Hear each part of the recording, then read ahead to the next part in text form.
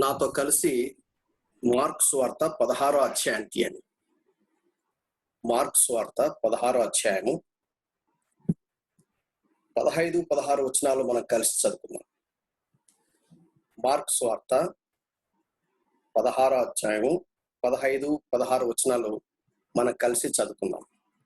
Bible ఎవరి దగ్గర అయితే ఉన్నాయో మీరందరూ దయచేసి మీరు చదవాల్సి నేను మనవి చేసుకుంటాను. వాక్యాన్ని చూడాలి, ఎందుకంటే మనము వాక్యాన్ని ధ్యానం చేసేటప్పుడు వాక్యాన్ని ఖచ్చితంగా చూడాలి. దేవుని వాక్యం, దేవుని యొక్క స్వరం మనం వినాలి. చదవండి దయచేసి నాతో పాటు.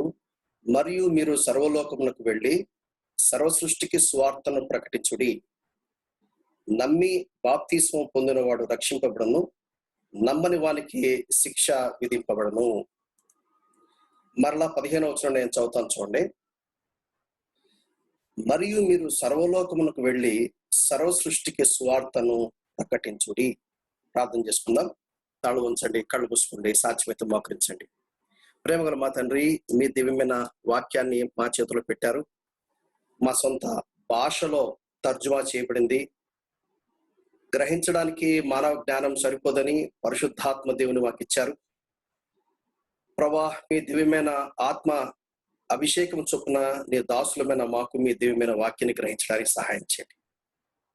నీ ప్రియమైన బిడ్డలందరినీ మా తండ్రి మరి కాసేపు పాటల ద్వారా స్తుతించడానికై, ప్రార్థనలో మీ సన్నిధిలో కనిపెట్టుకోవడానికై మీరు చేసిన సహాయం స్తోత్రములు. వారితో పాటు నేను కూడా సహవాసం చేసే గొప్ప భాగ్యాన్ని ఇచ్చినారు. మీ స్తోత్రములు. మీ ఆత్మచేత నడిపించండి. ఏ విషయాల గురించి మేము ధ్యానం చేయాలో ఆ తలంపులు మా మనసులో పెట్టండి. నీ నామమును మహిమపరచుకోండి. యేసుక్రీస్తు వారి పరిశుద్ధమైన నామమున ప్రార్థించి వేడుకుంటున్నాము తండ్రి, ఆమేన్. బైబిల్ స్టడీ చేసేటప్పుడు రకరకాల పద్ధతులు ఉన్నాయి. మనము బుక్ బైబిల్ స్టడీ అంటాం. బుక్ బైబిల్ స్టడీ ఏంటంటే బైబిల్ గ్రంథంలో 66 పుస్తకాలు ఉన్నాయి. ఏదైనా ఒక బుక్ తీసుకొని ఆ బుక్ను మనం స్టడీ చేయొచ్చు. బుక్ అంతా ఒక గంటలో స్టడీ చేయొచ్చు, లేదా ఒక్కొక్క వచనాన్ని మనం పరిశీలించి దాన్ని విపులంగా కూడా స్టడీ చేయొచ్చు. దాన్ని బుక్ బైబిల్ స్టడీ అంటారు. అలా కాకుండా డాక్ట్రినల్ స్టడీ ఉంటుంది. బైబిల్ గ్రంథంలో రాజీ పడకుండా ఉండవలసిన ఖచ్చితమైన కొన్ని డాక్ట్రిన్స్ ఉన్నాయి, సిద్ధాంతాలు ఉన్నాయి. వాటిని గురించి స్టడీ చేసే పద్ధతి ఉంది. ఉదాహరణకి థియాలజీ ప్రాపర్ అంటారు, అంటే దేవుని గురించినటువంటి సిద్ధాంతం. అలాగే యేసుక్రీస్తు యొక్క దైవత్వాన్ని గురించినటువంటి సిద్ధాంతం, పరిశుద్ధాత్మ దేవుడు అనే ఆ సిద్ధాంతాన్ని గురించిన దైవత్వం, త్రిత్వము అనే చెప్పే దాని గురించినటువంటి సిద్ధాంతం, డాక్ట్రిన్ ఆన్ సిన్, పాపము అనే దాని గురించిన సిద్ధాంతం, రక్షణ అనే దాని గురించిన సిద్ధాంతం, సంఘము అనే దాని గురించినటువంటి సిద్ధాంతం, చివరి దినాలు అనే దాని గురించి సిద్ధాంతం, తర్వాత దేవదూతలు అనే దాని గురించినటువంటి సిద్ధాంతం. సో ఇవన్నీ వీటిని ఏమంటారంటే ఫండమెంటల్ ఎసెన్షియల్ డాక్ట్రిన్స్ అని అంటారు. వాటిని గురించినటువంటి స్టడీ అదొక పద్ధతి. అలా కాకుండా character Bible study. Character Bible study అంటే ఓ అబ్రహాం తీసుకొని అబ్రహాం గురించి ధ్యానం చేయడం, లేకపోతే దావీదుని తీసుకుని దావీదుని గురించి ధ్యానం చేయడం, లేకుంటే మోషన్ తీసుకొని మోషన్ గురించి మనం స్టడీ చేయడం, లేక పౌలు తీసుకొని పౌలు గురించి మనం స్టడీ చేయడం. దాన్ని క్యారెక్టర్ బైబిల్ స్టడీ అంటాం. ఇది కాకుండా ఇంకొకటి ఉంది, టాపిక్ బైబిల్ స్టడీ అని. టాపిక్ బైబిల్ స్టడీ అంటే ఏదో ఒక టాపిక్ తీసుకుని దాన్ని థియాలజీ ప్రాపర్ అని కూడా అంటారు. థియాలజీ ప్రాపర్ అంటే అర్థం ఏంటంటే ఆదికాండం నుంచి ప్రకటన వరకు దేవుడు తన సత్యాన్ని అక్కడక్కడ పొందుపరిచాడు. దాన్నంతా ఒక గీత గీసినట్టుగా ఒక బిగ్ పిక్చర్, ఆ అంశాన్ని గురించిన ఒక అవగాహన కలిగి ఉండటం అనేది దాన్ని టాపిక్ బైబిల్ స్టడీ అంటారు. ఇవాళ మనం ఏం చేస్తామంటే టాపిక్ బైబిల్ స్టడీ చేయడానికి ప్రయత్నం చేద్దాం. ఒక టాపిక్ తీసుకొని బహుశా అది ఇవాళతో అయిపోతుందా, లేకపోతే రేపు కూడా దాన్ని కంటిన్యూ చేయాలా, పరిశుద్ధాత్మ దేవుడు ఎలా నడిపిస్తే అలా చేయడానికి ప్రయత్నం చేస్తాం. మార్కు సువార్త 16వ అధ్యాయము 15వ వచనంలో మనం మాట చూసాం. నేను మరలా చదువుతాను, ఇది చాలా ప్రాముఖ్యమైన మాట. మీరు సర్వలోకమునకు వెళ్ళి సర్వ సృష్టికి సువార్తను ప్రకటించుడి. సర్వసాధారణంగా నా పద్ధతి ఏంటంటే నేను కొన్ని ప్రశ్నలు వేస్తా ఉంటాను. నా ప్రశ్నలకు మీరు జవాబు చెప్పాలి. మీరు సర్వలోకానికి వెళ్ళి సర్వ సృష్టికి సువార్తను ప్రకటించుడి. మీరు ముందుగా మెంటల్ గా ప్రిపేర్ అవ్వండి. బహుశా ఒక 2 లేక 3 ఎవరైనా సరే. నా అభిప్రాయం ఏంటంటే, ఎవరైతే సువార్త ప్రకటిస్తా ఉంటారో అటువంటి వాళ్ళు, ఎవరైతే సువార్త ప్రకటించాలని భారం ఉందో అటువంటి బ్రదర్స్ కానీ సిస్టర్స్ కానీ ఎవరైనా పర్వాలేదు, నేను వేసే ప్రశ్నలకు మీరు జవాబు చెప్పాలి. ఎందుకంటే ఆ పద్ధతిలో వాక్యం స్పష్టంగా అర్థమవుతుంది. ఎక్కడ తేడా లేకుండా మిస్ అవ్వకుండా అందరం బాగా నేర్చుకునే ప్రయత్నం చేయొచ్చు. దీన్ని ఏమంటారంటే, మీరు సర్వలోకంలోకి వెళ్ళే సర్వ సృష్టికి స్వార్థను ప్రకటించుడి అనే దాన్ని ఏమంటారంటే గ్రేట్ కమిషన్ అంటారు. ఏమంటారండి? Great commission. ఎందుకని గ్రేట్ కమిషన్ అన్నారు? యేసుక్రీస్తు వారు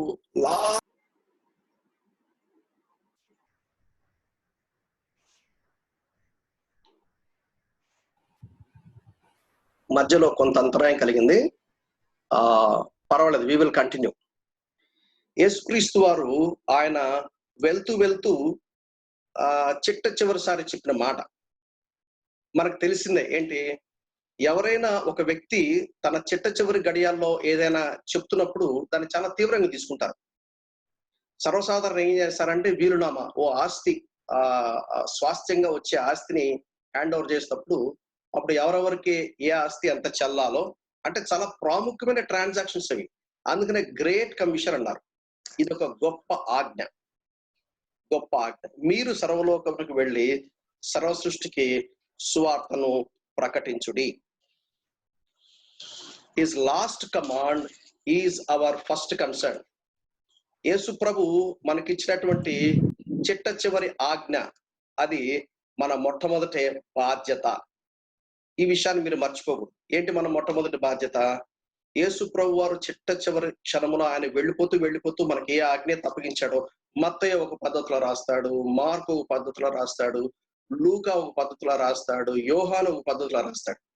సో ఒక్కొక్కరు ఒక్కొక్క కోణం. మనం మార్క్స్ వార్తలో మార్క్ ఏవైతే చెప్పాడో, మార్క్స్ వార్త రాసినప్పుడు బైబిల్ పండితులు ఏమంటారంటే అది అపోస్తలుడైన పేతురు యొక్క కోణం.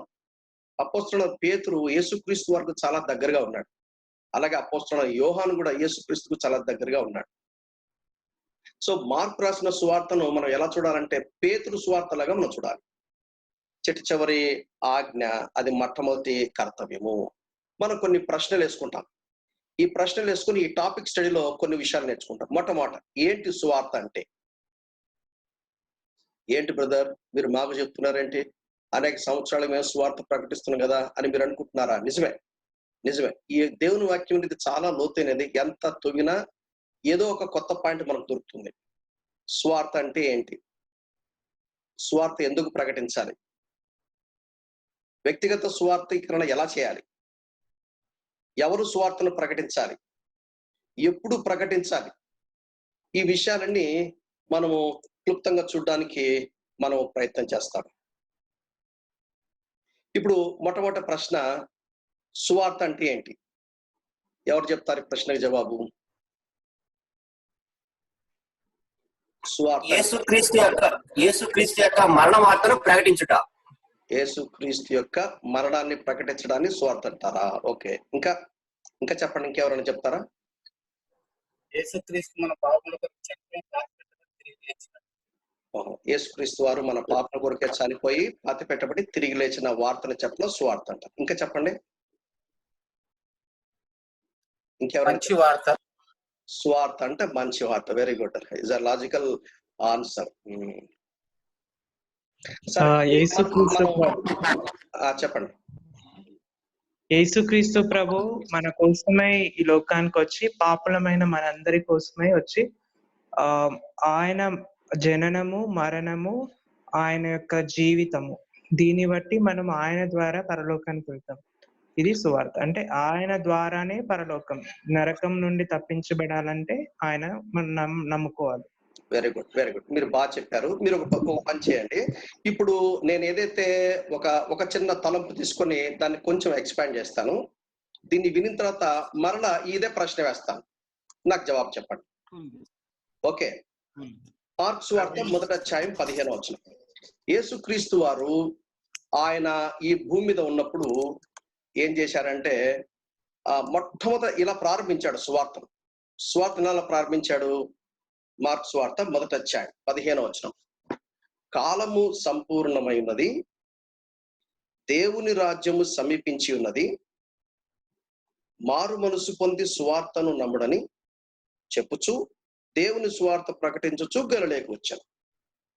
ఫస్ట్ స్టేట్మెంట్, యేసు ప్రభు సువార్త ప్రకటనలో వాడిన మొట్టమొదటి పదం స్టేట్మెంట్ ఇది. మరలా చదవండి. కాలము సంపూర్ణమైనది, అది మొదటి భాగం. రెండవది, దేవుని రాజ్యము సమీపించి ఉన్నది. మూడో భాగం, మారు మనసు పొంది సువార్త నమ్ముడని చెప్పుచు దేవుని సువార్త ప్రకటించు గలిలయకు వచ్చాడు. ఓకే, కాలం సంపూర్ణమైంది. ఏంటి కాలం సంపూర్ణమైందంటే ఎట్లా అర్థం చేసుకోవాలి? కాలము సంపూర్ణమైనది మీకు కొంచెం కష్టమేలండి. దేవుని వాక్యాన్ని కరెక్ట్ గా అర్థం చేసుకోవాలంటే మూల భాషలో ఏ మాట అయితే వాడారో అది కనుక చూస్తే కరెక్ట్ అర్థమవుతుంది. అది కనుక తెలియకపోతే మనం పొరపాటు చేసే అవకాశం ఉంది. ఇక్కడ ఆ సంగతి మనం చూస్తాం. కాలము అనే పదాన్ని మనం మూల భాషలో చూడాలి. కాలం అనే పదాన్ని మూల భాషలో చూడకపోతే మనం పొరపాటు చేస్తాం. కాలం అనే పదాన్ని ఇది గ్రీక్ భాషలో రాసినప్పుడు వాళ్ళు రెండు విధాలుగా చూస్తారు, మనం ఒకటే విధంగా చూస్తాం. మనము కాలమును ఒకే విధంగా కొలుస్తాము, కానీ గ్రీక్ ఫిలాసఫీలో లేకపోతే గ్రీకులు ఏం చేస్తారంటే రెండు విధాలుగా కొలుస్తారు. దాంట్లో రాయబడిన మాట క్రోనోస్, కైరోస్ అని రెండు పదాలు ఉన్నాయి. క్రోనోస్, కైరోస్ రాసుకునే వాళ్ళు రాసుకోండి. మీకు ఎప్పటికైనా స్టడీ చేసేటప్పుడు మీకు బాగా అర్థమవుతుంది. క్రోనోస్ అంటే క్రోనాలజీ. మనకు అదొకటి తెలుసు. ఇంగ్లీష్ లో కానీ తెలుగులో కానీ కాలం అన్నా టైం అన్నా మనకు తెలిసింది క్రోనోస్ ఆర్ క్రోనాలజీ. క్రోనాలజీ అంటే అర్థం ఏంటి? ఒకటి తర్వాత రెండు వస్తుంది, రెండు తర్వాత మూడు వస్తుంది, మూడు తర్వాత నాలుగు వస్తుంది. అంటే మనము కాలాన్ని ఎలా కొలుస్తాం? మనము ఇన్ బిట్వీన్ ఇంటర్వెల్స్ 2 గంటల నుంచి 3 గంటల వరకు ఒక గంట అంటాం. సోమవారం నుండి మంగళవారం వరకు ఒక దినం అంటాం. 2019 నుండి 2020కి ఒక సంవత్సరం అంటాం. That is how we measure the time. కానీ గ్రీక్ లో కైరోస్ అంటే అది వేరే అర్థం వస్తుంది. కైరోస్ అంటే మనకు వేరే అర్థం వస్తుంది. క్రోనోస్ అంటేనేమో క్వాంటిటీ ఆఫ్ టైం, కైరోస్ అంటేనేమో క్వాలిటీ ఆఫ్ టైం. ఇప్పుడు ఫర్ ఎగ్జాంపుల్ కొన్నిసార్లు ఎలా ఉంటుంది, ఇది మంచి ఆపర్చునిటీ, ఇది బెస్ట్ ఆపర్చునిటీ, నీవు ఇది చెయ్యి అంటాను చూసారా, అది కైరోస్ అంటే. ఎఫెసీ పత్రిక 4వ అధ్యాయంలో యేసు ప్రభు చెప్తాడు. ఏమని చెప్తాడు? దినములు చెడ్డవి, సమయమును పోనీయక అని రాయబడింది. అక్కడ కూడా కైరోస్ అని వాడారు.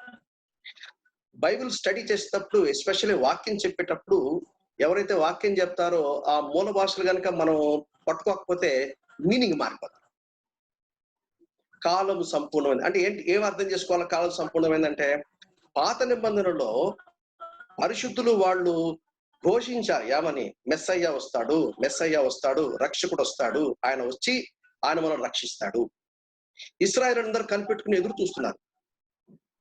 ఏ ప్రవచనం అయితే దేవుని వాక్యంలో పాత గ్రంథంలో దేవుడు రక్షకుడుగా ఆయన వస్తాడు, మనల్ని విడిపిస్తాడు, మనకు విమోచకుడిగా వస్తాడని ఆ సత్యం చెప్పడంలో ఆ సత్యం యొక్క నెరవేర్పు ఇదిగో ఇప్పుడు నెరవేర్చబడింది అని యేసుప్రభు చెప్పకనే చెప్తున్నాడు. కాలము సంపూర్ణమైనది. ఏ కాలము గురించైతే పాత నిబంధనలోని భక్తులు మెస్సయ్య గురించి, రక్షకుడు గురించి ప్రవచిస్తూ వచ్చారో ఆ నెరవేర్పు ఇక్కడ సంపూర్ణమైనది అంటే అది ఇప్పుడు నెరవేర్చబడింది అని అర్థం. ఆ మూల భాష కనుక మీకు అర్థం కాకపోతే కాలము సంపూర్ణమైనది మనం సరిగా అర్థం చేసుకోవాలి. అయితే మీకు అర్థమైంది అనుకుంటాను. కాలము సంపూర్ణమైనది, అది మొదటి భాగం. రెండవ భాగం ఏంటి? దేవుని రాజ్యము సమీపించి ఉన్నది. ఏంటి దేవుని రాజ్యం అంటే? చెప్పండి జవాబు. నేను అడుగుతున్నా ప్రశ్న, ఎవరన్నా ఒకరు లేక ఇద్దరు చెప్పండి, పర్లేదు. దాదాపు దేవుని రాజ్యం ఏంటి? దేవుని రాజ్యం, దేవుని రాజ్యం అంటే సంఘం. ఓకే, ఇంకెవరైనా చెప్తారా? దేవుని రాజ్యము,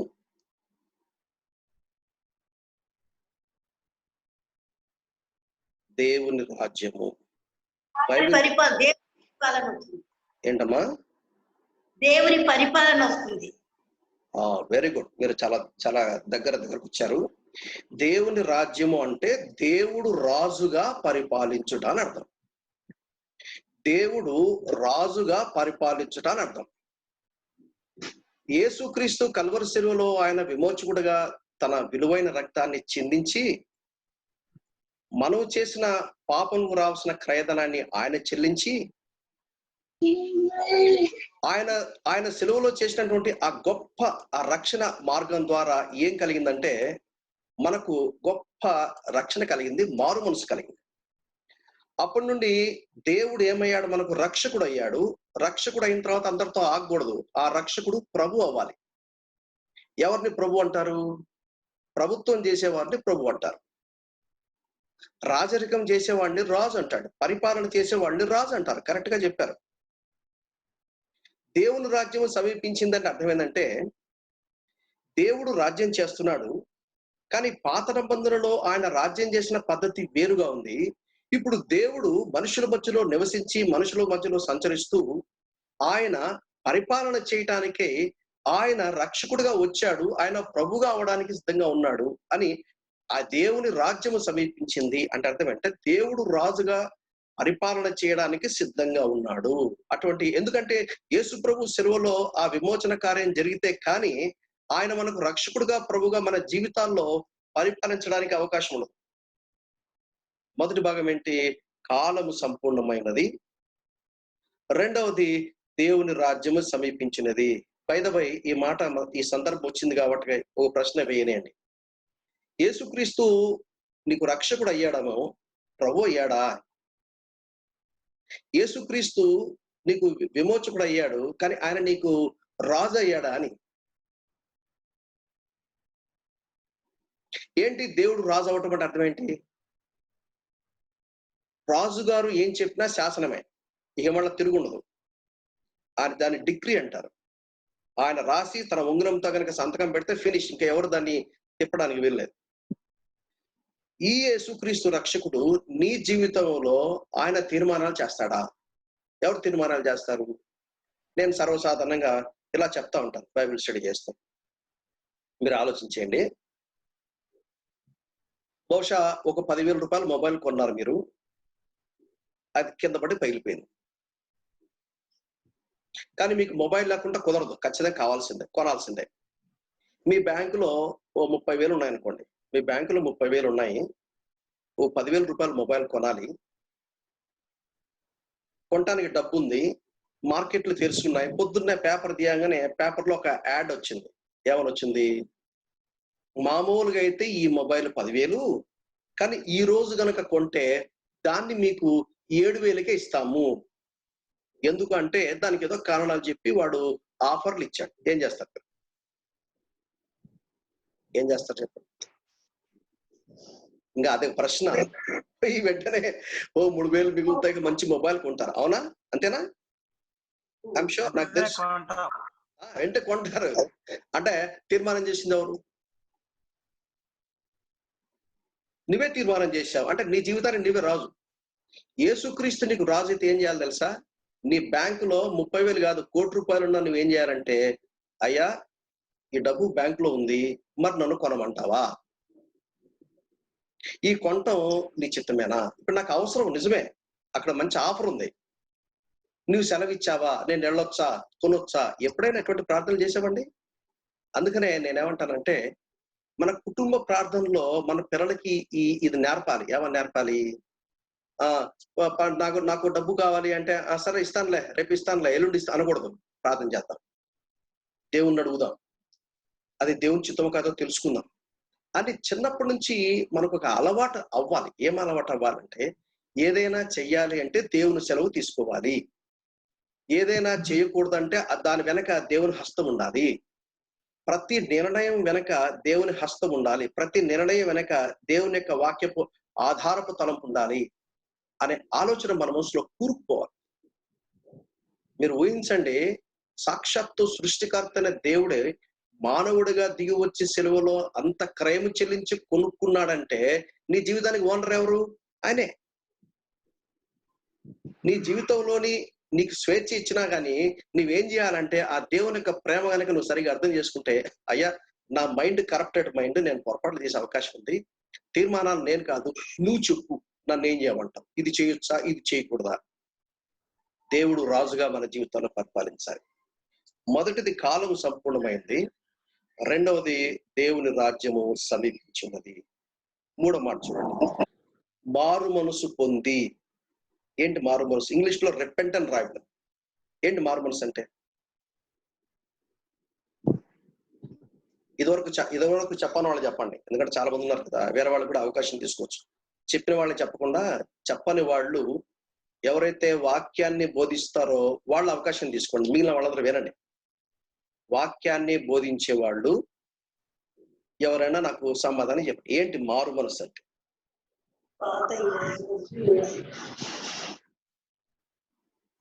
మారు మనస్సు అంటే అర్థం ఏంటి? రిపెంటెన్స్. పాత జీవితం వదిలిపెట్టి నూతన జీవితం ప్రారంభించడం. నూతన జీవితం. రిపెంట్. రిపెంట్ అంటే అర్థం ఏంటంటే టర్న్ అరౌండ్. అంటే ఈ డైరెక్షన్ లో వెళ్తున్నావు, ఈ దిశలో వెళ్తున్నావు, అక్కడ ఆ దిశలో వెళ్తున్నప్పుడు అక్కడ యేసు ప్రభు నువ్వు ఎదుర్కోగానే నువ్వేం చేస్తావంటే ఆయన ఏ డైరెక్షన్ లో వెళ్తాడో ఆ డైరెక్షన్ వెళ్తావు. అంటే నువ్వు లోకం వైపుకి వెళ్తున్నావు అనుకోండి, యేసు ప్రభు నిన్ను దర్శించాడు, వెంటనే ఏం చేస్తావంటే రివర్స్ అవుతావు. రిపెంటెన్స్ అంటే అర్థమేంటి? రివర్స్. దానిలో మూల భాషలో కనుక చూస్తే పశ్చాత్తాపం కూడా అందులో కలిసి ఉంటుంది. నువ్వు పశ్చాత్తాపడతావు కనుక నువ్వు అది చెయ్యవు.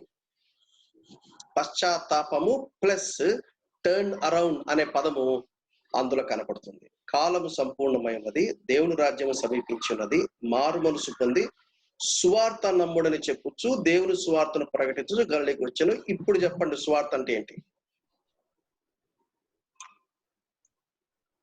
What is gospel?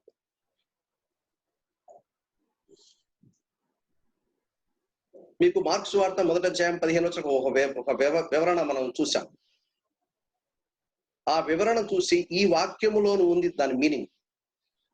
యేసు ప్రభు చెప్తున్నప్పుడు ఆయన అన్నాడు, సువార్త నమ్ముడని చెప్పుచ్చు, దేవుని సువార్త ప్రకటించచ్చు, గలిలోకి వచ్చాను.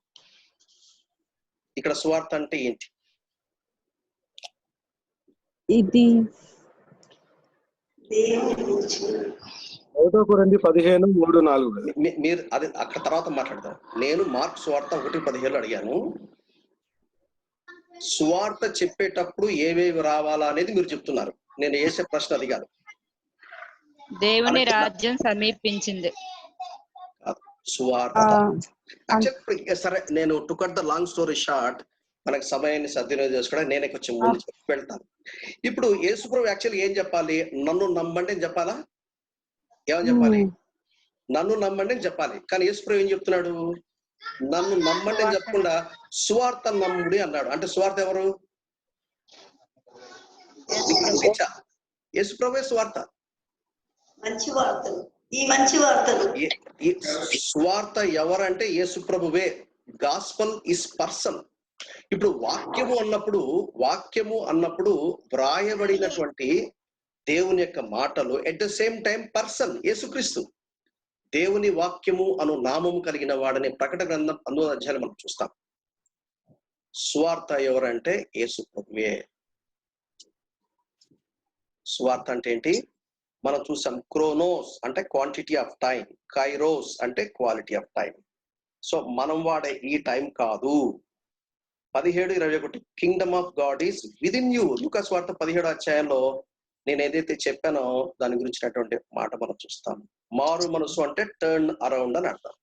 అంటే ఆ డైరెక్షన్ మారిపోవటం. ఇదివరకు నువ్వు లోకం వైపు వెళ్తున్నావు, ఇప్పుడు నీ డైరెక్షన్, నీ దిశ మారి యేసుక్రీస్తు వైపు. ఈ మాటలు వినే మీరులో ఎవరైనా సరే, ఈ మాటలు వింటున్నప్పుడు ప్రియమైన సహోదరి సహోదరులారా, నీ జీవితంలో దిశ మారిందా? క్రీస్తునందున్నవాడు నూతన సృష్టి. 2వ కొరింథీ 5:17.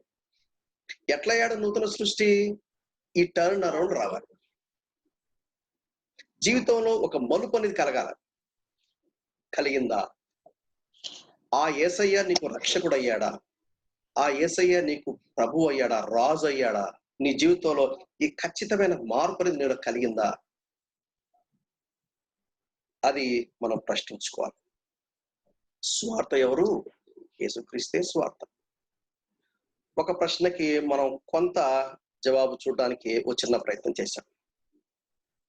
యాక్చువల్గా చాలా మనం ఎంతసేపైనా స్టడీ చేయొచ్చు. వాక్యం చాలా లోతైనది, అనేక వచనాలు ఉన్నాయి. ఒక్కొక్క వచనం తీసి చేసుకుంటూ పోతే మన రెండవది, why should we preach gospel? ఎందుకు మనము స్వార్థ ప్రకటించాలి? ఎందుకు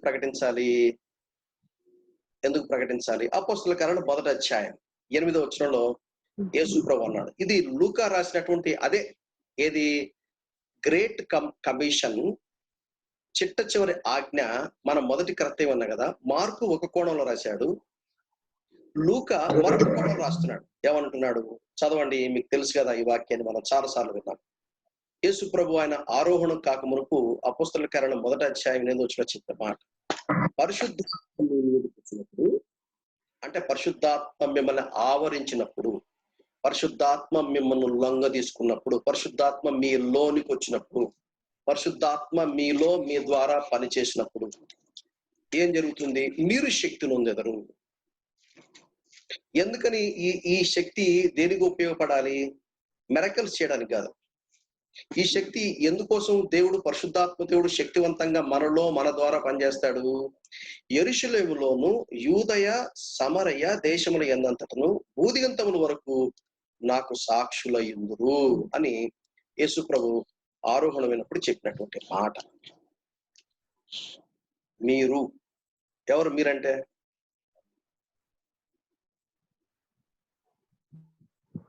ఎవరండి?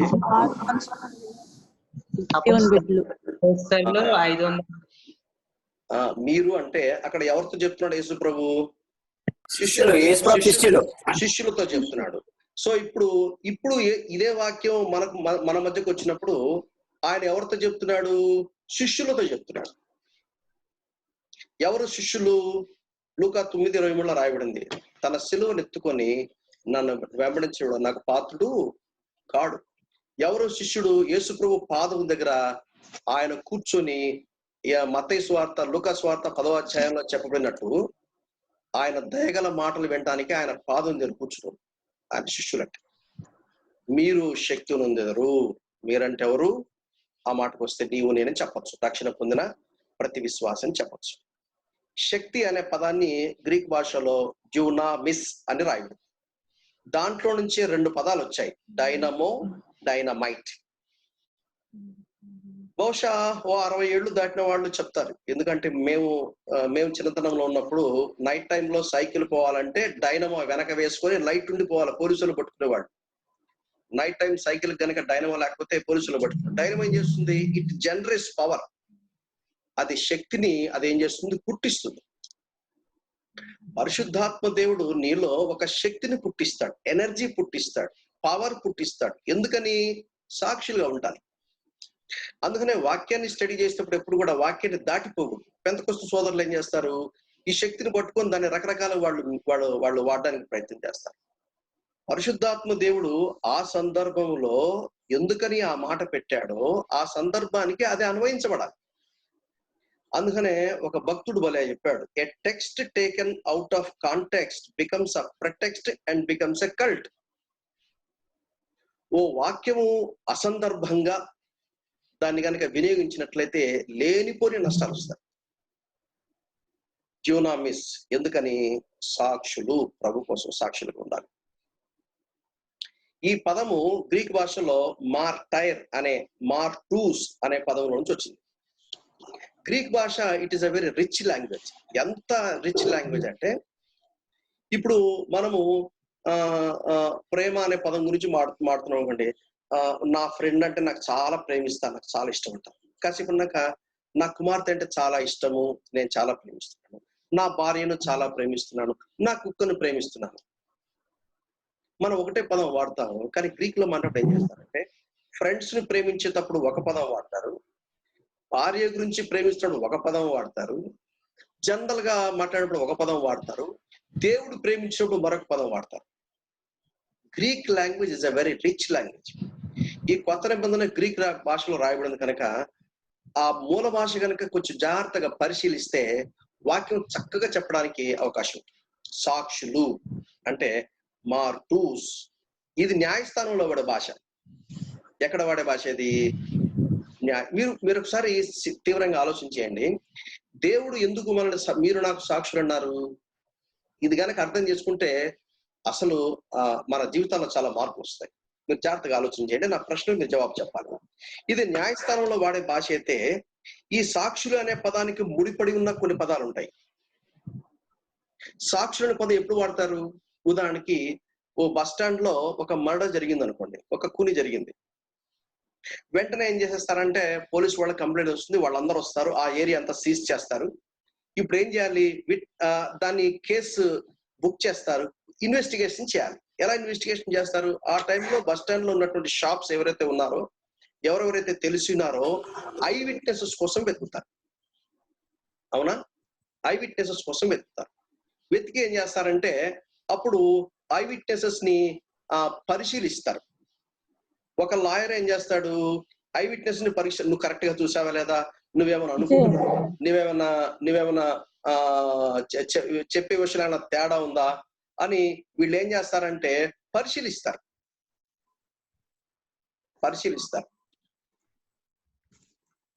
సో ఇప్పుడు మనం కూడా పరిశీలిద్దాం. న్యాయస్థానంలో వాడే భాష కదా, మాట్లాడండి. కోర్టుకి వెళ్దాం. కోర్టుకెళ్ళి ఆ కోర్టులో సీన్ ని మనం కొంచెం ఒక్కసారి మనం పరిశీలించడానికి మనం ప్రయత్నం చేద్దాం. కోర్టులో ఉన్న సీన్ ని మనం పరిశీలిద్దాం. ఇప్పుడు ముద్దాయి ఎవరు? ఇప్పుడు సాక్షులు అనే పదం బయటికి రావాలంటే ముద్దాయి గురించి ఆలోచన రావాలి కదా, అవునరా లేదా? రావాలి. ముద్దాయి ఎవరు? చెప్పండి జవాబు. మీరు తీవ్రంగా ఆలోచన చేయాలి. మామూలుగా ఊరిక పైపైన చెప్తే కుదరదు. ఎవరై ఉండొచ్చు?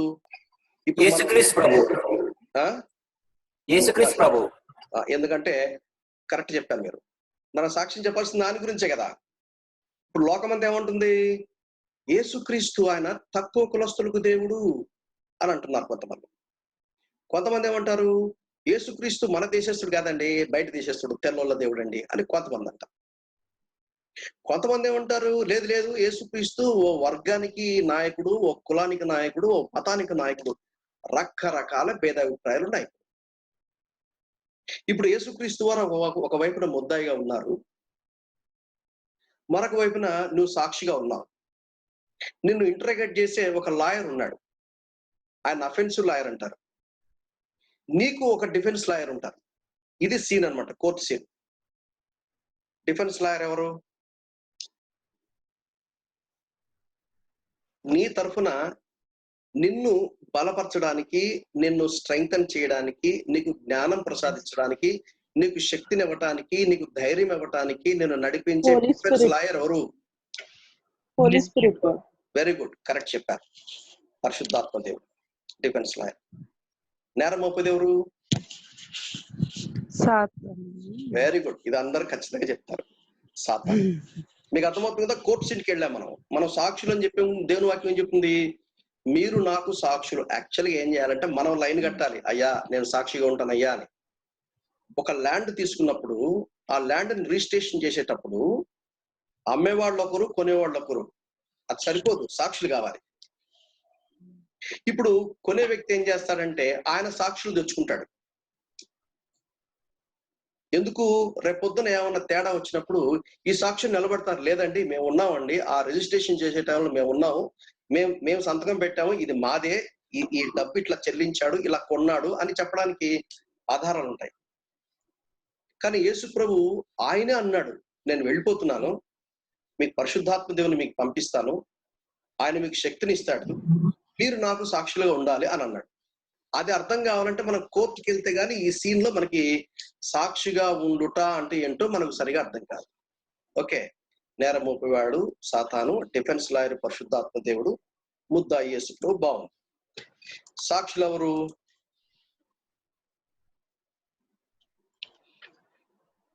మనమే, దేవుడు మార్మన్స్ పొందిన. నేను అని చెప్పండి, మనమంటారు ఎందుకు? నేను. అది కరెక్ట్ పదం. నేను. ప్రతి వాళ్ళు ఏమనాలంటే నేను అనాలి. జనరల్ వర్డ్ వాడకండి. నేను, నీవు లేక నేను. న్యాయాధిపతి లేక న్యాయాధిపతులు ఎవరు? దేవుడు.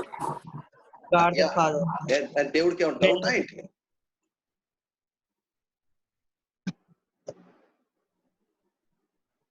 న్యాయాధిపతి లేక ఎవరు ఫైనలైజ్ చేయాలండి? ఇప్పుడు సాక్ష్యం చెప్తున్నారు, మీరు లాయర్ ఇంటర్గేట్ చేస్తున్నారు, చివరికి తీర్మానం చేయాలి.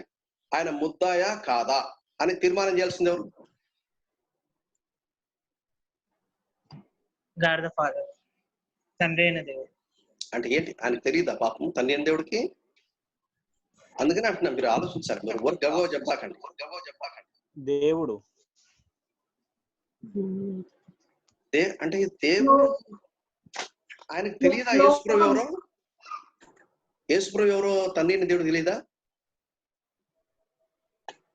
డిసైడ్ చేయాల్సింది ఎవరు? లోకము. ఎగ్జాక్ట్లీ. రక్షణ పొందని ప్రజలు. యేసు ప్రభుకు ముద్దాయిలాగా ఒక బోన్లో ఉన్నాడు, ఇటువైపు బోన్లో నీవు ఉన్నావు, నువ్వు సాక్షిగా ఉండాలి. మీరు ఒకసారి ఆలోచన చేయండి. నువ్వు గనక సాక్షిగా ఉండకుండా మౌనంగా ఉంటే ఏం జరుగుతుంది తెలుసా? ఇది జరుగుతుంది. ఇప్పుడు ప్రజలు రకరకాలుగా చెప్పు, వాళ్ళకి తెలియదు పాపం. ఎందుకంటే వాళ్ళ మతంలో లేక వాళ్ళ సాంప్రదాయంలో లేక వాళ్ళ పితరులు అదే చెప్పుకుంటూ వచ్చారు. నువ్వేం చేయాలంటే, లేదు that is wrong, this is correct. నీకు ఎలా తెలుసు? ఇదిగో నేనే సాక్షి.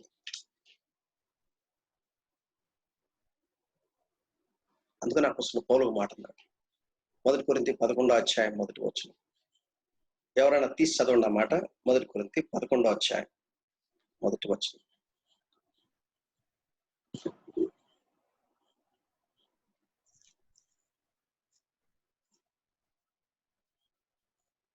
క్రీస్తును పోలి నడుచుకుంటున్న ప్రకారము మీరు నన్ను పోలి నడుచుకున్నది. నేను క్రీస్తును పోలి నడుచుకున్న ప్రకారము మీరు నన్ను పోలి నడుచుకున్నది. బహుశా మీకు తగిలారో లేదో నాకు తెలియదు, కానీ నేను సువార్త చెప్తున్నప్పుడు నాకు చాలా మంది తగిలారు. ఏమని తగిలారంటే, దేవుణ్ణి చూపించు నేను నమ్ముతా. మీకు ఎవరైనా తగిలారు అటువంటి వాళ్ళు? నాకు తగిలారు. అంటే అప్పుడు ఏం చెప్పాలి తెలుసా? నాలాగా ఉంటాడు. అపోస్తలుడు పౌలు, నేను క్రీస్తును పోలి నడుచుకున్న ప్రకారము మీరు నన్ను అంటే పౌలు ఏం చెప్తున్నాడు? అబ్బాయి మీకు తెలియదండి, యేసు ఎలా ఉంటాడో మీకు తెలియదు.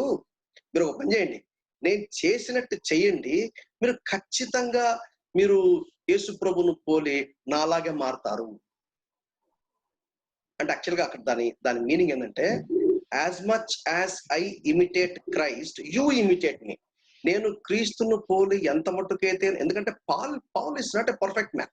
పౌలు పర్ఫెక్ట్ కాదు. ఎందుకంటే పౌలు చరిత్ర చూస్తే మనకు అది అపొస్తల కార్యంలో చాలా స్పష్టంగా మనకు చాలాసార్లు అర్థమవుతుంది. అయితే పౌలు చెప్పిన మాట ఏంటంటే, నేను క్రీస్తును పోలి నడుచుకున్న ప్రకారము, అంటే క్రీస్తు పోలికలు నాలో ఎంత మట్టుకైతే ఉంది అని మీకు అర్థమైందో ఆ మాత్రం మీరు ఫాలో అవ్వండి. As much as I walk after Christ you walk after me. ఎందుకు సువార్త ప్రకటించాలి? దానికి జవాబు ఏంటి? చెప్పండి. ఎందుకు సువార్త ప్రకటించాలి? ఏంటి దాని జవాబు? నేను క్రీస్తుకు సాక్షిని. ఏమని చెప్పాలి? నేను క్రీస్తుకు సాక్షిని. యోహాను సువార్త 1వ అధ్యాయం 33వ వచనం. ఇంకా కొన్ని విషయాలు మనం చూస్తాం. యోహాను సువార్త 1వ అధ్యాయం 33వ వచనం. మనకు తెలుసు, బాప్తిస్మిచ్చు యోహాను దేవుడు ఎందుకు ఈ లోకానికి పంపాడో మనకు ఆ విషయాలన్నీ మనకు బాగా తెలుసు. అయితే ఆయన ఒక మాట అంటున్నాడు, 1వ అధ్యాయం 33వ వచనం. నేను ఆయనను ఎరుగనైతిని గాని నీళ్లలో బాప్తిస్మిచ్చుటకు నన్ను పంపినవాడు నీవెవరి మీద ఆత్మ దిగి వచ్చి నిలుచుట చూతువో ఆయనే పరిశుద్ధాత్మలో బాప్తిస్మిచ్చువాడని నాతో చెప్పాను. ఇప్పుడు బాప్తిస్మిచ్చువానికి యాక్చువల్గా తెలియదు, యేసు ప్రభువు ఎవరో తెలియదు. ఎందుకంటే యూదులందరూ వాళ్ళు బయటికి చూడటానికి ఎలా ఉంటారంటే దాదాపు అంతా ఒకే విధంగా ఉంటారు. మీరు చూసినారో లేదో, మీరు నేపాలీస్ కానీ జపనీస్ కానీ లేకుంటే ఈ కొంతమంది సైన్స్ గురించి మాట్లాడలేదు. మీరు మ్యూట్ పెట్టాలమ్మా. మీరు అవసరం వచ్చినప్పుడే మీరు మాట్లాడాలి, మిగిలినప్పుడల్లా మీరు మాట్లాడకూడదు. చూడ్డానికి ఒకే విధంగా ఉంటారు. దాన్ని ఎథనిక్ ఆంథ్రోపాలజీ గురించి స్టడీ చేస్తుంటే ఈ వివరాలను బయటకు వస్తాయి. ఇప్పుడు యేసుప్రభు ఎలా ఉంటాడో ఆయనకు తెలియదు. అయితే ఒక హింట్ ఇచ్చాడు దేవుడు. ఏమని చెప్పాడు?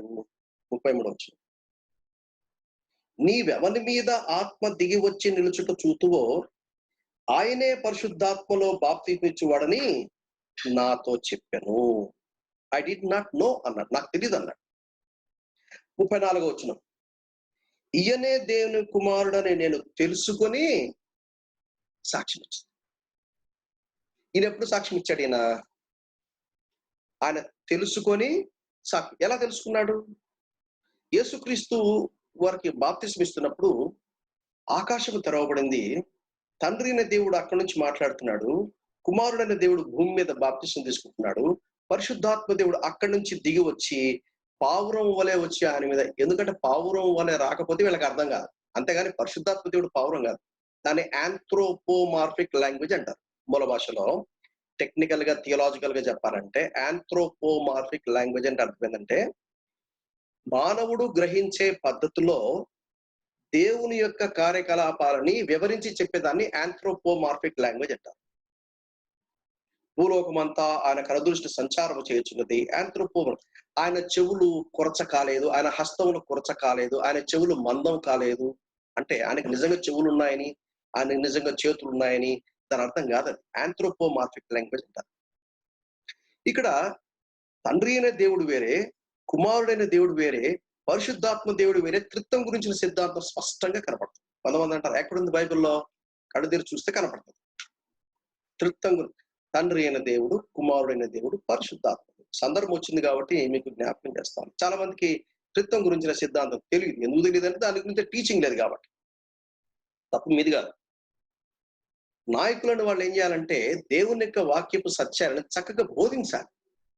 ప్రజలకు అవసరమైన దేవుని యొక్క వాక్యపు సత్యాలను ఉన్నట్టుగా లోతుగా బోధిస్తే వాళ్ళు ఆధ్యాత్మికంగా వారు తమ జీవితాలు కట్టుకుంటారు. ఒకసారి నేను ఒక సంఘంలో వాక్యం చెప్తూ త్రిత్వం గురించి దాదాపు ఒక 5-10 minutes చెప్పాను. చెప్పిన తర్వాత చివరికి వచ్చిన తర్వాత, ఏంటన్నా ఇవాళ త్రిత్వం గురించి మేము కొత్త విషయాలు తిన్నాం, మాకు తెలియదు.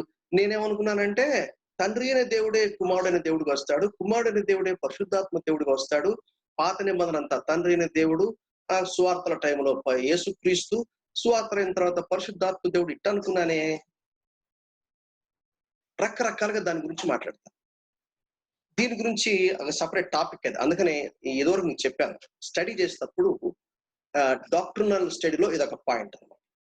త్రిత్వము బైబిల్ అద్భుతంగా చక్కగా ఎలోహిం, దేవుడు భూమి ఆకాశములను, ఆది యందు దేవుడు భూమి ఆకాశములను సృజించను. ఆది కాండం 1 వచనం. అక్కడ ఎలోహిం అనే పదం హెబ్రీ పదంలో వాడతారు. ఎలోహిం అంటే అర్థం ఏంటంటే plural noun with singular meaning. Plural noun, నామవాచకములు, దేవుళ్ళు అని రాయాలి.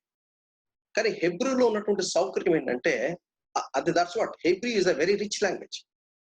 దేవుళ్ళు అని రాకుండా దేవుడు అని ఎందుకు రాశారంటే త్రిత్వంలో ఆయన దేవుడు అక్కడే రాయబడింది అనమాట ఆ సత్యం. You understand that right there. తండ్రి అయిన దేవుడు వేరే, కుమారుడైన దేవుడు వేరే, పరిశుద్ధాత్మ దేవుడు వేరే. వ్యక్తిత్వంలో ముగ్గురు, దైవత్వంలో ఒకరు. చెప్పండి నాతో పాటు. మ్యూట్ పెట్టుకొని చెప్పండి. మ్యూట్ ఆన్ చేస్తే మళ్ళీ కష్టం అయిపోద్ది.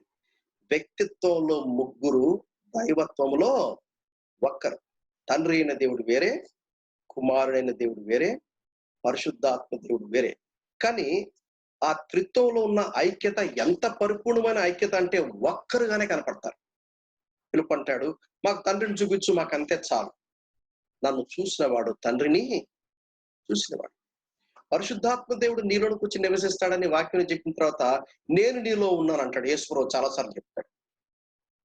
కాబట్టి ఈ త్రిత్వంలో ఒకరినొకరు విడదీయడం అనేది వీలు కాదు. ఒక్కసారి జరిగింది, అది మానవ జ్ఞానానికి గ్రహింపు కానిది. నా దేవా నా దేవా నా చెయ్యేలా. అందుకనే గెస్సెమనే తోటలో గిలగిల కొట్టుకున్నాడు యేసు. ఆ త్రిత్వంలోని ఆ ఎడబాటు అనేది అది బౌద్ధిక సంబంధమైన వేదన కంటే చాలా దాని గురించి వివరించలేము, అదొక మర్మం. Let's come back to the point. ఇక్కడ యేసు ప్రభు ఉన్నాడు, నేను ఎరగనైతిని అని 33 వచనం అన్నాడు. 34 వచనం ఏమన్నాడు? నేను ఎరిగి సాక్ష్యం ఇచ్చుచున్నానని తెలుగులో అన్నాడు. ఇంగ్లీష్ లో ఏమన్నా అంటే I have seen and testified. ఎందుకు నువ్వు సాక్షిగా లేవంటే బహుశా ఇదే కారణమేమో, నీకు తెలియదేమో. తెలియకుండా నువ్వేం చెప్తావు? తెలియకుండా చెప్తావు. ఇప్పుడు ఉదాహరణకి ఇప్పుడు క్యాలబ్ గారికి నా గురించి కొంత తెలుసు. మీలో దాదాపు చాలా మంది ఉన్నారు, మీరు నాకు తెలియదు, నేను మీకు తెలియదు. ఇప్పుడు నేను ఎవరన్నా ఒకరిని పిలిచి డానియల్ గారు పేరు విన్నాను కదా, డానియల్ గారు మీరు నన్ను అందరికి పరిచయం చేయండి అని చెప్పాను అనుకోండి, ఏమని చెప్తారు డానియల్ గారు? అనౌన్స్మెంట్ లో వరకుమార్ అని పేరు అన్నాడు కాబట్టి ఈయన వరకుమార్ గారు అని చెప్పిండొచ్చు. లేదా క్యాలబ్ గారు అనౌన్స్ చేసినప్పుడు ఏమేమైతే చెప్పాడో అంతకంటే ఎక్కువ మీరేమని చెప్పగలరా? చెప్పలేరు. ఎందుకు చెప్పలేరు? మీరు ఎరుగురు గనక. ఎందుకని క్రీస్తుకు సాక్షులుగా లేము? ఆయన ఎరగము గనక. ప్రియమైన సహోదరి సహోదరులారా, యేసు క్రీస్తును ఎవరైతే ఎరుగుతారో ఆయనను గురించి చెప్పకుండా ఉండలేరు. If you don't share truth about Christ, యేసు క్రీస్తుని గురించినటువంటి సత్యం కనుక నువ్వు చెప్పకపోతే దాని అర్థం ఏదంటే నీకు ఆయన ఎవరో తెలియదు అని అర్థం. యేసుక్రీస్తు యొక్క ప్రేమ గాని, యేసుక్రీస్తు యొక్క పరిశుద్ధత గాని, యేసుక్రీస్తు యొక్క దైవత్వం గాని, యేసుక్రీస్తు యొక్క మహిమ గాని, ఆయన ప్రభావం గాని, ఆయన గుణగణాలు గాని, ఆ దేవుని యొక్క గొప్పతనం గనక నువ్వు ఎరిగితే యూ కెనాట్ కీప్ క్వైట్. ఏం చేసింది సమరయ స్త్రీ? అక్కడ పడేసింది. ఆడ పడేసి వెంటనే ఊర్లోకి వెళ్ళిపోయింది. ఫస్ట్ మిషనరీ ఎవరైనా అంటే సమరయ స్త్రీ. అక్కడ పడేసి వెళ్ళిపోయింది. పోయి ఏం చెప్పింది? ఇగో నేను మెస్సయ్యను చూసి రండి అని చెప్పిందా? అలా చెప్పలా. నేను చేసినవన్నయు నాతో చెప్పిన ఈయన క్రీస్తు కాడా? ఊర్లో వాళ్ళందరూ వచ్చారు. వాళ్ళు వచ్చి ఏమన్నారంటే ఆమెతో అంటారు తర్వాత, నువ్వు చెప్పిన మాట చదవండి అన్నమాట. యోహాను సువార్త 4వ అధ్యాయం. It's a beautiful verse. యోహాను సువార్త 4వ అధ్యాయం. వాళ్ళు ఏమన్నారు తెలుసా? వాళ్ళే మాట అన్నారు. 42వ వచనం. 4:42 మా మట్టుకు మేము విని ఈయన నిజముగా లోకరక్షకుడని తెలుసుకొని నమ్ముచున్నాము. నువ్వు ఆయనకు సాక్షులుగా ఉన్నావా? దేవుడు నిన్ను ఎక్కడ పెట్టాడో, దేవుడు నిన్ను ఏ ఊర్లో పెట్టాడో, దేవుడు నీకు ఏ పని పెట్టాడో, దేవుడు నిన్ను ఒక ఇల్లాలుగా పెట్టిండొచ్చు బహుశా. దేవుడు నిన్ను ఏ స్థానంలో పెట్టాడో, ఎందుకు పెట్టాడో, గాడ్ హ్యాస్ అ పర్పస్, ఒక ఉద్దేశం ఉంది. ఆయన అన్నాడు, మీరు నాకు ఎంతకాలం మౌనంగా ఉంటావు చెప్పు? నువ్వు గనక ఆయనని ఎరిగితే నువ్వు చెప్పుకుంటావా? నా ప్రియుడు 10,000లో అతి కాంక్షణీయుడు, అతి సుందరుడు, ధవళవనుడు, రత్నవనుడు. ఏం వివరిస్తుందో తెలుసు కాబట్టి మీరు నాకు సాక్షులు. ఎందుకు చెప్పాలి సువార్త? నేను ఆయనకు సాక్షులు కాబట్టి. మరలా చదవండి మాట. మార్కు సువార్త 16:15 ఏమని చదివాము? మీరు సర్వలోకమునకు వెళ్ళి సర్వ సృష్టికి సువార్తను ప్రకటించడం. ఎవరి మాట చెప్పేది? ఎవరు చెప్తున్నారు? Is God. దేవుడు చెప్తున్నాడు. ఇప్పుడు ఒక రాజు గారు ఏదన్నా చెప్తే దాన్ని ఏమంటారు? దాన్ని రిక్వెస్ట్ అంటారా? మనమంటారా? ఆయన బతిమలాడుతున్నాడండి, రిక్వెస్ట్ చేస్తున్నాడని చెప్తారా? రాజు గారు ఏమన్నా చెప్తే నోట్ నుంచి వస్తే వెంటనే శాసనం అయిపోద్ది. అది డిక్రీ అంటారు. It is more than command. ఇప్పుడు రాజులో రాజు అంటున్నాడు. ఏమంటున్నాడు? మీరు సర్వలోకమునకు వెళ్ళి సర్వ సృష్టికి సువార్తను ప్రకటించుడి. దీన్ని ఏమనాలి? దేవుడు తన శిష్యులకు ఇచ్చిన ఆజ్ఞ అని చెప్పాలా, లేక దేవుడు తన శిష్యులకు ఇచ్చిన మనవి అని చెప్పాలా, విన్నపం అని చెప్పాలా, ఏమని చెప్పాలండి? చెప్పండి, ఏమని చెప్పాలా? దేవుడు తన శిష్యులకు ఇచ్చిన ఆజ్ఞ. Okay, good. ఆజ్ఞ అని చెప్పారు. దేన్ని పాపం అంటారు? ఆజ్ఞాతిక్రమమే పాపం. అరే, అయితే ఇప్పుడు సువార్త చెప్పకపోతే కూడా పాపం చేసినట్లు లెక్కనా? అంటే సువార్త చెప్పకపోతే కూడా పాపం చేసినట్లు లెక్క. అంతే కదా దాని అర్థం? అవునవును, అంతే కదనా? సువార్త చెప్పకపోతే, ప్రియమైన సహోదరి జాగ్రత్త వినండి ఈ మాటలు. నువ్వు సాక్షి అని యేసుప్రభువు చెప్తే దాని వెనక ఎంత ఎంత గొప్ప భావం దాగిందో మీరు కనుక గ్రహిస్తే కనీసం ఈ రోజు నుంచైనా సరే, ఈ రోజు నుంచి ఇప్పటి నుంచైనా సరే, ప్రభా నన్ను సాక్షిగా పెట్టావు, నన్ను ఇక్కడెందుకు పెట్టావు, ఇక్కడ పెట్టినప్పుడు పలాని వ్యక్తులు నాకు పరిచయం అయ్యారు, నాకు పలాని వ్యక్తులతో నాకు సంబంధాలు ఉన్నాయి, వారి మధ్యలో నేను సాక్షిగా ఉండాలి అంటే వారికి యేసు ప్రభుని గురించి ఎటువంటి అవగాహన ఉందో, ఎటువంటి తప్పుడు దృక్పథాలు ఉన్నాయో, తప్పుడు ఆలోచనలు ఉన్నాయో, నువ్వేం చేయాలంటే నేనేనండి సాక్షిని, ఆయన నిజముగా లోకరక్షకుడు అని వివరించాలి. మొదటి. రెండోది ఏంటి? ఆజ్ఞ అతిక్రమమే పాపం. లాస్ట్ కమాండ్ ఏంటి? లాస్ట్ కమాండ్, మీరు సర్వలోకానికి. ఇప్పుడు యేసు ప్రభు లేడు భూమి మీద, ఆయన ఆ బాధ్యత మనకు అప్పగించి ఆయన వెళ్ళిపోయాడు. చివరి వెళ్తే ఏమన్నాడు? మీరు సర్వలోకం. నా పాయింట్ ఏంటంటే, ఏంటి సర్వలోకం అంటే? అసలు నీ లోకం ఏంటి చెప్పండి? What is your world? మనకు బలం ఉంటుంది. సర్వలోకం అంటే అమెరికాకి పోతే బాగుండు, రష్యాకి పోతే బాగుండు, అదిగా చెప్పింది. నిన్ను ఒక ఇల్లాలుగా పెట్టి నీకు ఒక లోకాన్ని దేవుడు సృష్టించాడు. నీకు ఒక ఉద్యోగం పెట్టి, నీకు ఒక వ్యాపారం పెట్టి, నీకు ఒక స్థితిగతులు ఏర్పరిచి, నీకు ఒక సర్కిల్ పెట్టాడు. That is your world. That is your world. ఈ సాయంత్రం దేవుడు మనతో మాట్లాడుతున్నాడా? ఇప్పుడు లాక్డౌన్ అయింది, ఇప్పుడు నీకు కొంచెం టైం దొరికింది కూర్చొని బాగా ఆలోచన చేయడానికి. ఒక పేపర్ పెద్ద తీసుకొని నువ్వు కొంచెం హోంవర్క్ చేయగలవా? నేనేమంటాను తెలుసా?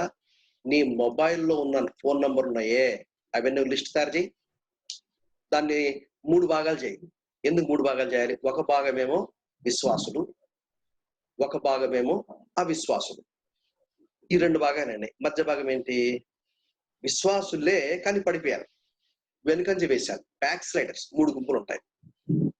ఎవరిని బ్యాక్ స్లైడర్స్ అంటారు? రక్షించబడ్డారు కానీ యేసు ప్రభువును వెంబడించడం లేదు. రక్షించబడ్డారు, క్రీస్తుకు సాక్షులుగా లేరు. రక్షించబడ్డారు, నోరు తెరిచి దేవుని ప్రేమను ఇతరులకు చెప్పలేరు, మోగోళ్ళు అయిపోయారు. వాళ్ళు ఏమనాలా? బ్యాక్ స్లైడర్స్ అనాలి అంతే. వాళ్ళు వెనుకంజ వేసినాడు. ఉజ్జీవంగా ఉన్నటువంటి విశ్వాసులు, ఎవరిని ఉజ్జీవంగా ఉన్న విశ్వాసులు అంటారు?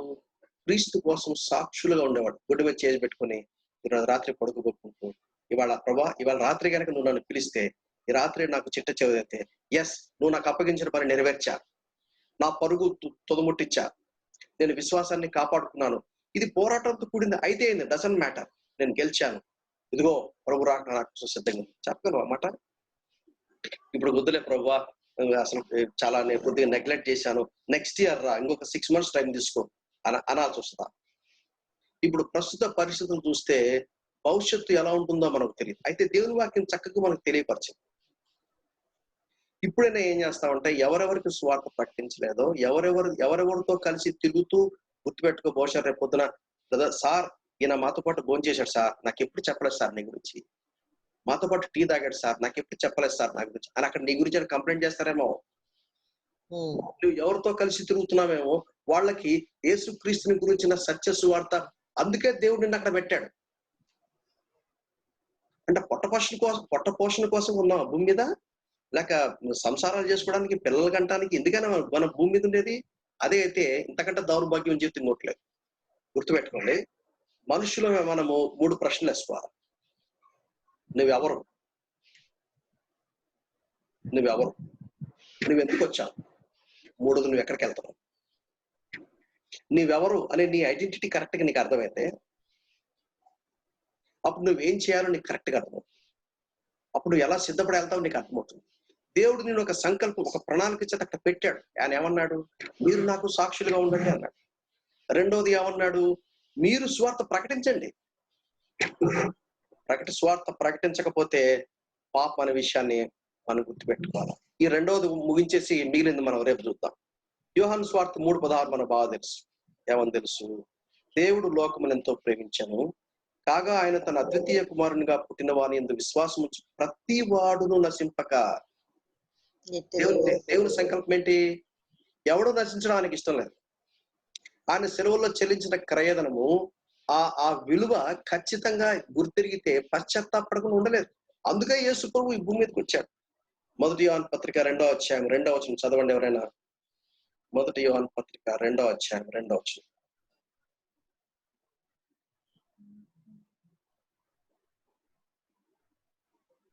త్వరగా.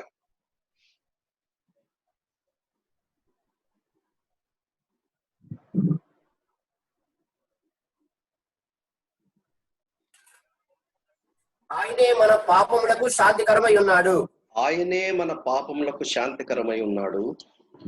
మన పాపములకు మాత్రమే కాదు, మన పాపములకు మాత్రమే కాదు, సర్వలోకమునకును శాంతికరమై ఉన్నాడు. మరి నువ్వేం చేస్తావు? ఈ సంగతి నీకు తెలిసినట్లు మౌనం ఉంటుంది. ఏమైంది? మధ్యలో మైక్ ఆన్ చేసి పడుకోలేదా మీరు? అయ్యో అమ్మా, మీరు మాట్లాడి వినపడుతుంది. మీకు ఇందాక చెప్పాను మ్యూట్ లో పెట్టండి అని చెప్పాము. ఎవరు విజయ? ఎవరు మాట్లాడేది? వాక్యం చెప్పేటప్పుడు మధ్యలో డిస్టర్బ్ చేయడం కరెక్ట్ కాదు.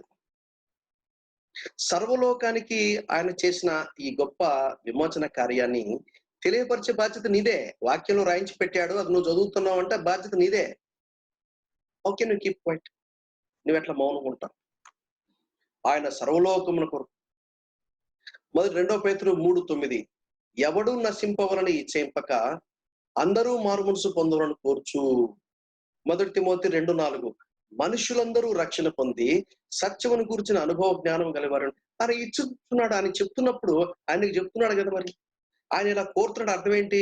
అందులో నీకు షేర్ ఉంది అర్థం. నువ్వు చేయమని అర్థం. ఆయన ఎవరో చేస్తాడని అర్థం కాదు. మన వాళ్ళు సామాన్యుడు కాదు. వాక్యం వింటప్పుడు ఏదైనా మంచి గట్టి మాట అయ్యయ్యో నా భార్య ఉంటే బాగుండనే, ఆమెకు బాగా సెట్ అవుద్ది. అలా అయ్యో మా ఆయన ఉంటే బాగుండే, ఆయనకు బాగా సెట్ అవుతుంది. నాకు సెట్ అవుద్ది అనుకో. దేవుని వాక్యము చదివేవాడికి, వినేవాడికి, ధ్యానించే ప్రతివాడికి 2 అంచుల ఖడ్గం ఇది. ఇది దేవుని ప్రణాళిక. ఏంటి దేవుని ప్రణాళిక? సర్వలోకము కోసం ఆయన అందరూ మారుమనసు పొందారు, ఎవడూ నశించకూడదు అని కోరుతున్నాడు. అది దేవుడు కోరుతుంటే మరి దేవుని చిత్తం దేవుని చిత్తం దేవుని చిత్తం అని అడుగుతామన్నా, మరి దేవుని చిత్తం తెలిసి చేరాదు. మరి నీ చిత్తం తెలియపరచయ్యా, నీ చిత్తం ఈ మాట తీసుకో అయ్యా, ఇది నీ చిత్తం. ఏంటి? ఎవడు నశించకూడదు. అదిగో మా బ్యాచ్ ఉన్నారు, అదిగో మా ఫ్రెండ్స్ ఉన్నారు, మా బంధువులు ఉన్నారు, మా ఇరుగు పొరులు అన్నారు, వాళ్ళ కోసం మాట్లాడు. మనుషులందరూ రక్షణ పొంది సత్యమును కూర్చిన అనుభవ జ్ఞానం గల వారి ఉండవాలని ఇచ్చేయించుచున్నాడు. అదే పనివారు కొద్దిగా. ఆ కొద్ది మంది అంటే ఉన్నావా?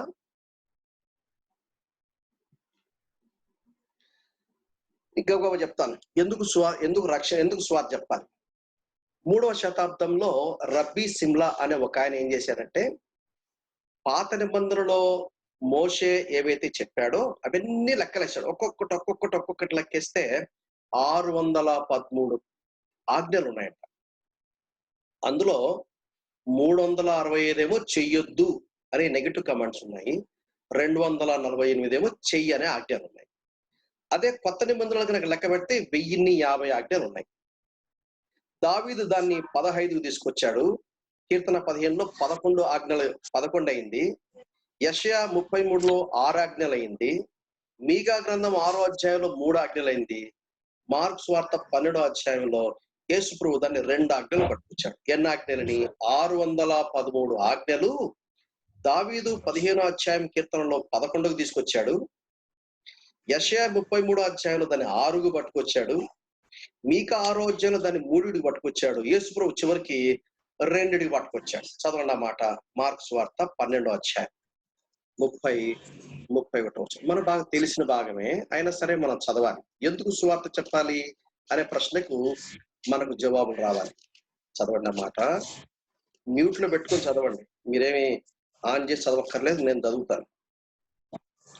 నీవు నీ పూర్ణ హృదయంతోనూ, నీ పూర్ణ ఆత్మతోనూ, నీ పూర్ణ వివేకంతోనూ, నీ పూర్ణ బలముతోనూ నీ దేవుడైన ప్రభువును ప్రేమించవలనని మొట్టమొదటి ఆజ్ఞ. అది మొదటి ఆజ్ఞ. ఏంటి మొదటి ఆజ్ఞ? నీ పూర్ణ హృదయంతో, నీ పూర్ణ ఆత్మతో, నీ పూర్ణ వివేకంతో, నీ పూర్ణ బలముతో. ఎందుకని ఇలా పూర్ణ పూర్ణ పూర్ణ అన్నాడు అంటే ఎవరి కోసం రిజర్వ్ చేయాల్సిన పని లేదు, సమ్ టోటల్ అని ఇవ్వచ్చు. దాని అర్థం ఏంటంటే, if you love God sum total. ఎవరికి రిజర్వేషన్ కూర్చో, నువ్వు 97% నువ్వు తీసుకో, ఈ మిగిలిన 3% నేను డిస్ట్రిబ్యూట్ చేస్తా అంటాను కుదరదు. 100% when God as a human, ఒక మానవుడిగా సెలవులో బలి అయిన తర్వాత ఆయన తన విలువైన రక్తంతో నిన్ను కొనుక్కున్నా అంటే యాక్చువల్లీ నువ్వు ఆయన సొత్తు అయ్యావు. You belong to him. ఆయన దాసులము, ఆయన బానిసలము. అయినా సరే దేవుడు ఏం కోరుతారంటే మనము హృదయపూర్వకంగా ఆయన్ని ప్రేమించాలని కోరుతాడు. We have to love God with all what we have. అది మొదటి ఆజ్ఞ, ఫస్ట్ కమాండ్. ఏంటి పాపం అనాలి? ఆజ్ఞ అతిక్రమ పాపం. అంటే ప్రేమించకపోవడం కూడా పాపమే అయితే ఆ మాటకు వస్తే, అంతేనా? ప్రేమించకపోవటం కూడా పాపమే. ఆ కింద తర్వాత ఏమన్నాడు 33 వచనంలో, తర్వాత మాట 31 వచనంలో, రెండవది నిన్ను వలె నీ పొరుగు వారిని ప్రేమించాలని ఆజ్ఞ. ఇప్పుడు నా ప్రశ్న జవాబు చెప్పండి. నిన్ను వలె నీ పొరుగు వారిని పొరుగు వారిని ఎందుకు ప్రేమించాలి?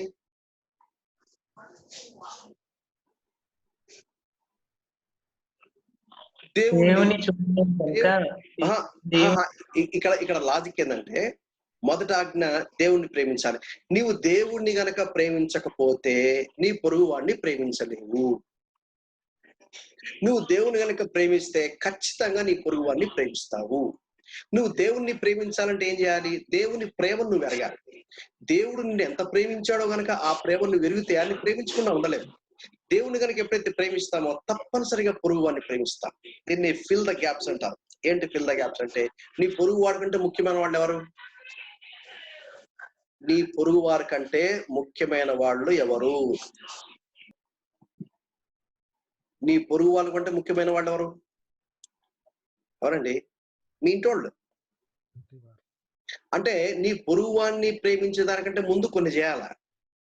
అంటే నీ భార్యని ప్రేమించడం చేత కాకపోతే నీ పొరుగు వాడిని ప్రేమించలేవు.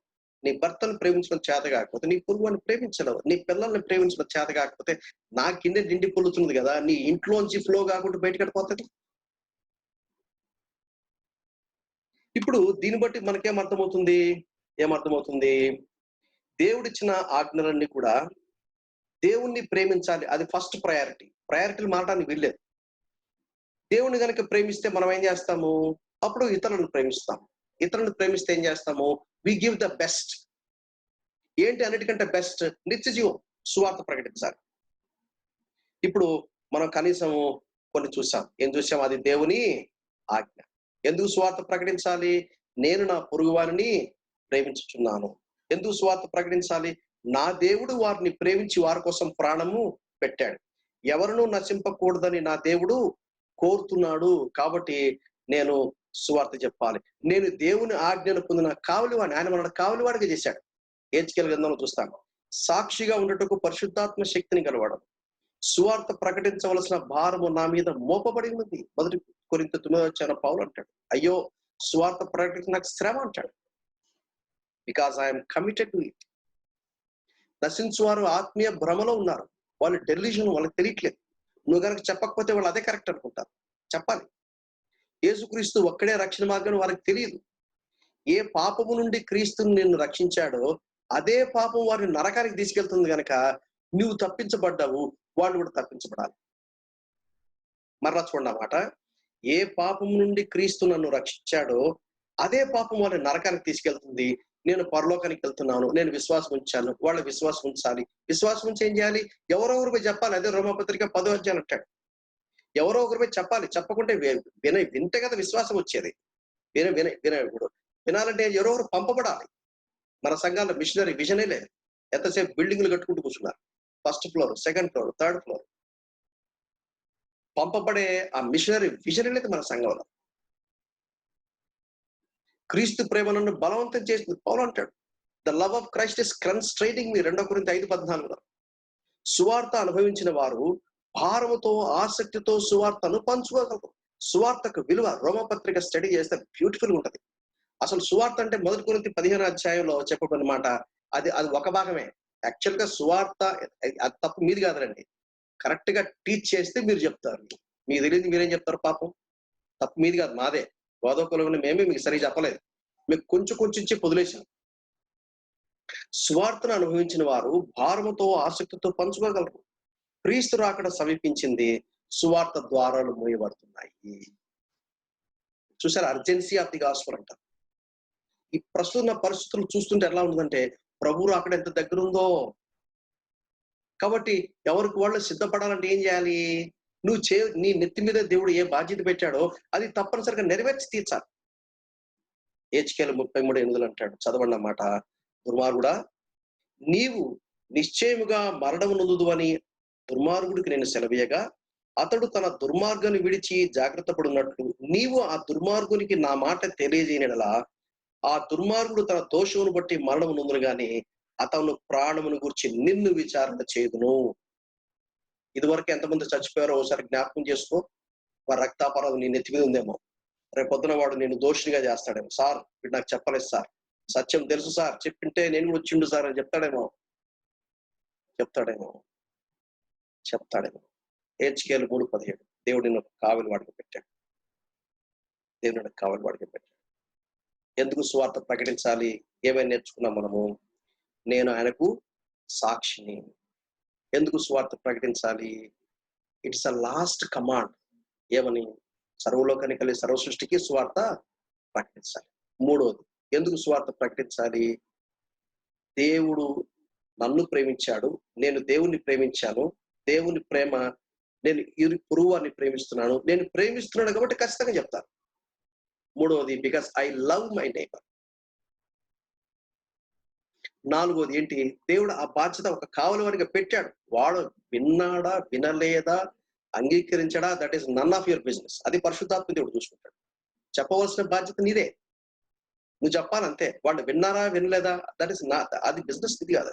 చెప్పింది చెప్పినట్టు చేయంతే. దయచేసి తలలో ఉంచండి, కళ్ళు మూసుకోండి, సాధ్యమైతే మోకరించండి. మనం ప్రార్థన చేసుకుంటాం. దేవుడు కనుక మనతో మాట్లాడుతున్నట్లయితే ఖచ్చితమైన తీర్మానం చేయాలి. మీరు సర్వలోకానికి వెళ్ళి సర్వ సృష్టికి సువార్తను పెట్టండి. మిగిలిన విషయాలు మనం రేపు చూద్దాం. కనీసం 2 ప్రశ్నలకు మనం జవాబు చెప్పాం. సువార్త అంటే ఏంటి? రెండవది, సువార్త ఎందుకు ప్రకటించాలి? ప్రోచితమై ప్రభు రాకడ ఆలస్యమే ఇంకా సజీవులో చేర్చబడితే రేపు మిగిలిన విషయాలు మనం స్టడీ చేస్తాం. దయచేసి తల ఉంచండి, కళ్ళు మూసుకోండి, సాధ్యమైతే మోకరించండి. ఒక క్షణం మనం మౌనంగా పరిశీలించుకుందాం. దేవుడు కనుక నీతో మాట్లాడుతున్నట్టుగా నీకు అర్థమైతే నువ్వు ఒక తీర్మానం చేయాలి. You have to take a decision. ఒక ఖచ్చితమైన తీర్మానం చేయాలి. పేపర్ పెన్ దగ్గర పెట్టుకొని నువ్వు రాయి, దేవుడు నీతో ఏం మాట్లాడుతాడు, ఏ సందర్భంలో ఎవరెవరు గుర్తుకొచ్చారు నీకు, ఈ మాటలు చెప్తుంటే ఎవరెవరు నీ కళ్ళ ముందు కనపడ్డారు, వాళ్ళ పేరు రాయి, వాళ్ళ కోసం ప్రార్థన చేయి. దేవుడు ద్వారాలు తెరుస్తాడు. వెళ్ళి వారికి సువార్త నీ బాధ్యత నువ్వు నెరవేరుస్తావు. ప్రార్థన చేసుకుందాం.